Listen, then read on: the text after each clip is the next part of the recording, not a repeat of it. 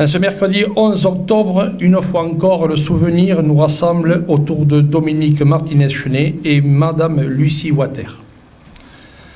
C'est aussi le souvenir de millions d'hommes, de femmes et d'enfants juifs victimes de la folie nazie. Des familles à jamais séparées, des vies à jamais brisées. Mais nous gardons aussi le souvenir d'hommes et de femmes qui, n'écoutant que leur courage et leur humanité, ont risqué leur vie dans l'anonymat le plus souvent pour permettre à d'autres de vivre libres. C'est donc avec une intense émotion et une grande fierté que nous accueillons ce matin dans notre mairie cette cérémonie de remise de médailles des Justes parmi les nations. Avec la mairie de Lavelanet qui nous accueille, j'ai l'honneur d'être la maîtresse de cette cérémonie de nomination de Justes parmi les nations de Joseph José et Maria Dolores Martinez pour avoir sauvé de la barbarie nazie Sarah et Lucie Water, ici présentes, qui sont donc ces Justes parmi les nations. Au moment où se déroulait la Shoah en France, 76 000 Juifs, dont 11 400 enfants, furent déportés. Seuls 2 550 revinrent. Aucun enfant ne se trouvait parmi eux. Quand la majorité des Européens gardaient le silence sans intervenir, alors que d'autres collaboraient activement avec les nazis, certaines personnes non juives choisirent de sauver les Juifs en danger en prenant des risques personnels. L'État d'Israël, créé par l'Organisation des Nations Unies en 1948 et Yad Vashem, décidèrent alors en 1963 de leur rendre hommage et de leur attribuer le titre de Juste parmi les nations. C'est une grande émotion pour moi, au nom du peuple juif et de l'État d'Israël, de remettre aujourd'hui la plus haute distinction de mon pays, la médaille des Justes parmi les nations. Juste parmi les nations, en hébreu, Chassid Umot HaOlam, signifie littéralement généreux des nations du monde. Nous sommes rassemblés ici pour honorer à titre posthume Joseph José et Maria Martinez, car ils ont fait preuve d'un dévouement et d'un courage exceptionnel. Durant la Shoah, le peuple juif en Europe a eu le destin le plus tragique, le plus inconcevable et le plus cruel de l'histoire de l'humanité. Il a subi l'exécution d'un programme d'extermination totale, le but monstrueux étant d'éliminer toute trace d'existence du peuple juif et de sa culture millénaire, de ses membres, de leurs âmes, de leurs biens et de leur patrimoine.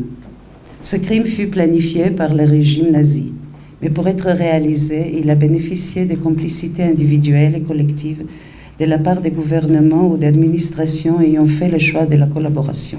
Et pourtant, dans l'obscurité qui avait envahi l'Europe, face à cette horreur exceptionnelle, envers et contre tout, de petites étincelles d'espoir ont percé les ténèbres.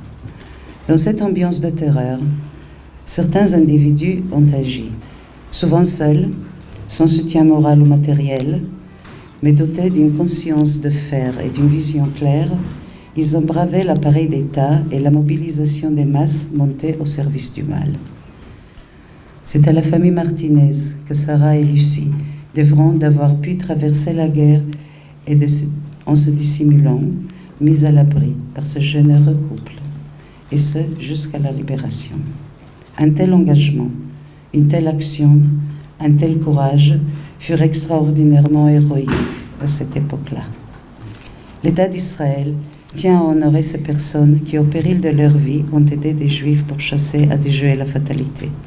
C'est la raison pour laquelle ces hommes et femmes sont reconnus justes parmi les nations. Je voudrais donc leur présenter ici toute notre gratitude, la mienne, bien sûr, mais aussi celle du peuple juif et celle de l'État d'Israël. Nous leur sommes à jamais reconnaissants pour ce qu'ils ont accompli au péril de leur vie. C'est ainsi que leur nom entre aujourd'hui dans l'histoire.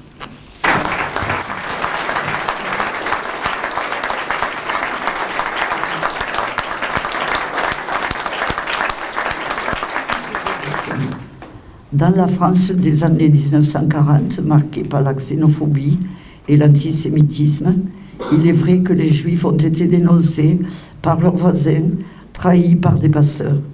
Cette triste réalité ne doit pas faire oublier qu'il y a eu aussi beaucoup de personnes qui ont fait preuve d'actes de solidarité et de bravoure.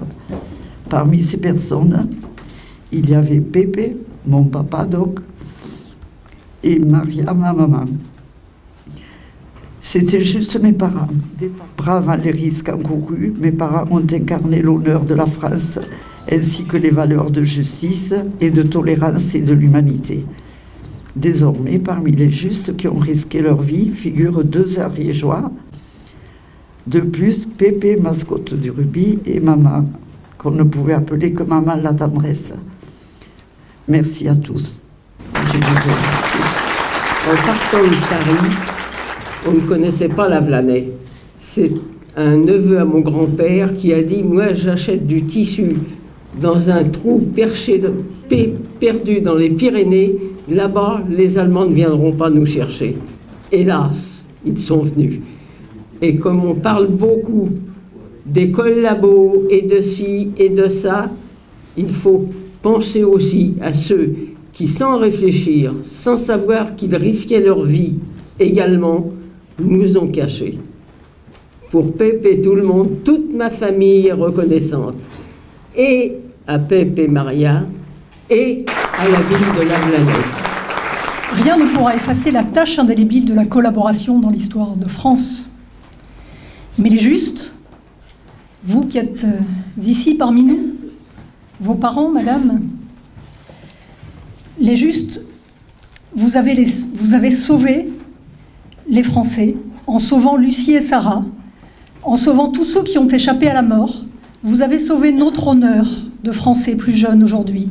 Car la collaboration, le régime de Vichy, c'est la France. C'est une part de son histoire institutionnelle, aujourd'hui assumée et reconnue par les autorités nationales depuis le président Jacques Chirac. La France aujourd'hui, c'est à la fois cette histoire terrible, celle de la collaboration, celle de ceux qui ont livré leurs voisins, leurs prochains, mais c'est aussi celle de la résistance. C'est aussi celle de ceux qui, chacun à leur place, dans les villes et les villages de France, dans les villes et les villages d'Ariège, à Lavelanet ou à Aulus, ont ouvert leurs portes aux Juifs pourchassés par les nazis, pourchassés par la milice française. Dans cette terrible obscurité dans laquelle l'Europe a été plongée avec l'avènement du nazisme, cette terrible obscurité de la Shoah, obscurité des régimes qui ont accepté de collaborer avec l'inacceptable, il y a la lumière des justes.